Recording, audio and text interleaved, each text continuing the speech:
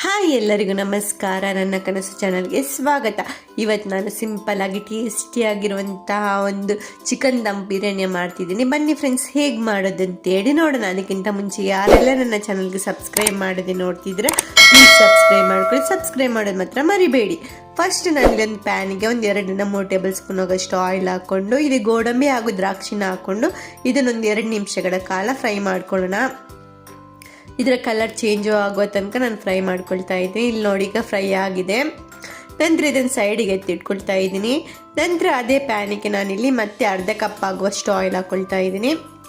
Oil ಹಾಕಿದ ನಂತರ ನಾನು ಇದಕ್ಕೆ ಒಂದು 3 ಮೀಡಿಯಮ್ ಸೈಜ್ ಈರುಳ್ಳಿನ ಸಣ್ಣದಾಗಿ ಕಟ್ ಮಾಡ್ಕೊಂಡು ಹಾಕೊಳ್ಳೋಣ.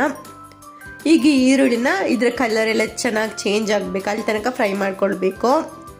ಈಗ ಇದರ ಕಲರ್ ಇಷ್ಟು ಚೇಂಜ್ ಆಗಿದ್ದಲ್ಲ, ಇದನ್ನು ನಾನೀಗ ಚೆನ್ನಾಗಿದ್ರೆ ಆಯಿಲ್ ಎಲ್ಲ ಸ್ವಲ್ಪ ಆಯಿಲ್ ಮತ್ತು ಈರುಳ್ಳಿನ ಸಪ್ರೇಟ್ ಮಾಡಿಕೊಂಡು ಈಗ ಸೈಡಲ್ಲಿ ಎತ್ತಿಟ್ಕೊಳ್ಳೋಣ. ನಂತರ ಇಲ್ಲಿ ನಾನಿಲ್ಲಿ ಅರ್ಧ kg ಆಗುವಷ್ಟು ಚಿಕನ್ ತೊಗೊಂಡಿದ್ದೀನಿ. ಇದಕ್ಕೊಂದು ಅರ್ಧ ಸ್ಪೂನ್ ಆಗುವಷ್ಟು ಅರಶಿನ, 1.5 ಸ್ಪೂನ್ ಆಗುವಷ್ಟು ಮಿರ್ಚಿ ಪೌಡರ್, ಹಾಗೆ 1 ಸ್ಪೂನ್ ಆಗುವಷ್ಟು ಧನಿಯಾ ಪೌಡರ್, ಹಾಗೆ 1 ಸ್ಪೂನ್ ಆಗುವಷ್ಟು ಗರಂ ಮಸಾಲ, ಅರ್ಧ ಸ್ಪೂನ್ ಆಗುವಷ್ಟು ಜೀರಾ ಪೌಡರ್, ಹಾಗೆ ಒಂದು 1/4 ಟೀ ಸ್ಪೂನ್ ಆಗುವಷ್ಟು ಪೆಪ್ಪರ್ ಪೌಡರ್, ರುಚಿಗೆ ತಕ್ಕಷ್ಟು ಉಪ್ಪು, ಒಂದು ಅರ್ಧ ಕಪ್ ಆಗುವಷ್ಟು ಮೊಸರು, ಪುದೀನ ಒಂದು ಸ್ವಲ್ಪ, ಹಾಗೆ ಒಂದು ಸ್ವಲ್ಪ ಕೊತ್ತಂಬರಿ ಸೊಪ್ಪನ್ನ ಹಾಕೊಳ್ಳೋಣ.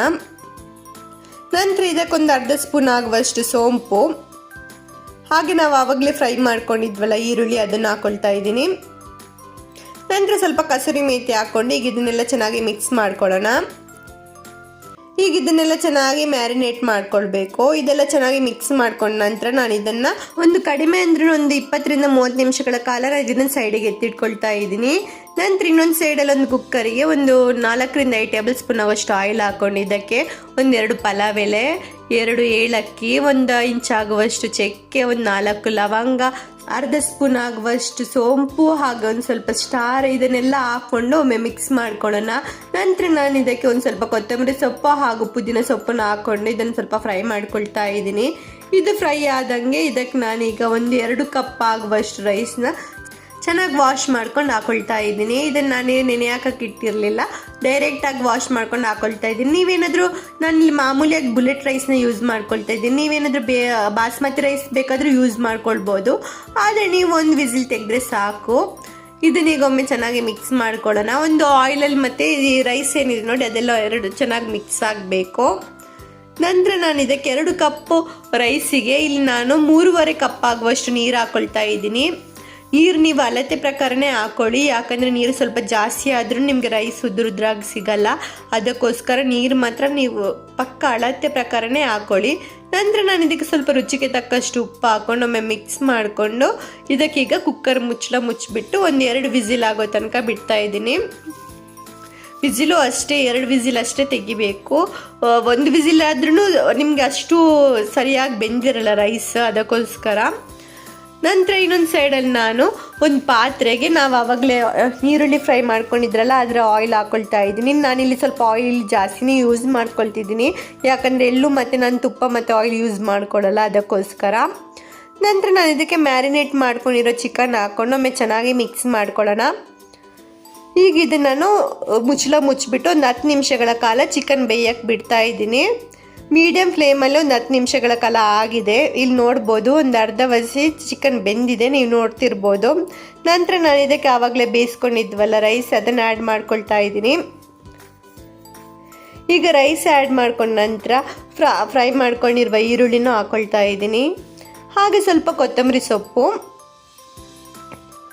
ಈಗ ನಾನು ಇದಕ್ಕೆ ಫುಡ್ ಕಲರ್ನ ಆ್ಯಡ್ ಮಾಡ್ಕೊಳ್ತಾ ಇದ್ದೀನಿ. ಇದು ನಿಮಗೆ ಆಪ್ಷನಲ್, ಬೇಕಾದ್ರಷ್ಟೇ ಹಾಕ್ಕೊಳ್ಳಿ, ಇಲ್ಲಾಂದರೆ ಕಿಟ್ ಮಾಡ್ಕೊಳ್ಬೋದು.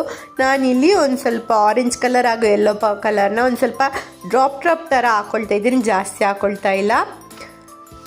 ಈಗ ಇದು ಹಾಕೊಂಡ ನಂತರ ಇದಕ್ಕೆ ಸ್ವಲ್ಪ ಗೋಡಂಬಿ ಮತ್ತು ದ್ರಾಕ್ಷಿ ಫ್ರೈ ಮಾಡ್ಕೊಂಡಿದ್ವಲ್ಲ, ಗೋಡಂಬಿ ಮತ್ತು ದ್ರಾಕ್ಷಿ, ಅದನ್ನು ಹಾಕ್ಕೊಳ್ತಾ ಇದ್ದೀನಿ.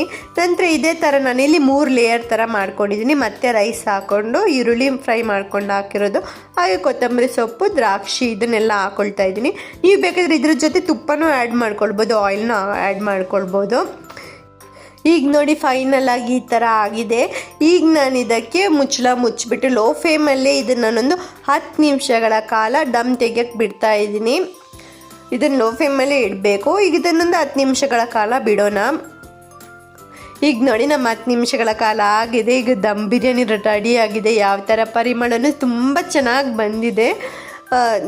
ನೋಡ್ತಿರ್ಬೋದು ಕಲರು ಯಾವ ಥರ ಕಾಣ್ತಿದೆ ಅಂದ್ಬಿಟ್ಟು. ನೋಡೋಕ್ಕೆ ಎಷ್ಟು ಚೆನ್ನಾಗಿರುತ್ತೆ ನೋಡಿ, ಟೇಸ್ಟೂ ಅಷ್ಟೇ ಚೆನ್ನಾಗಿರುತ್ತೆ. ನೋಡಿದ್ರಲ್ಲ ಫ್ರೆಂಡ್ಸ್, ತುಂಬಾ ಸಿಂಪಲ್ಲಾಗಿ ತುಂಬಾ ಈಸಿಯಾಗಿ ಮಾಡುವಂಥ ನಮ್ಮ ಚಿಕನ್ ದಮ್ ಬಿರಿಯಾನಿ ವಿಡಿಯೋನ.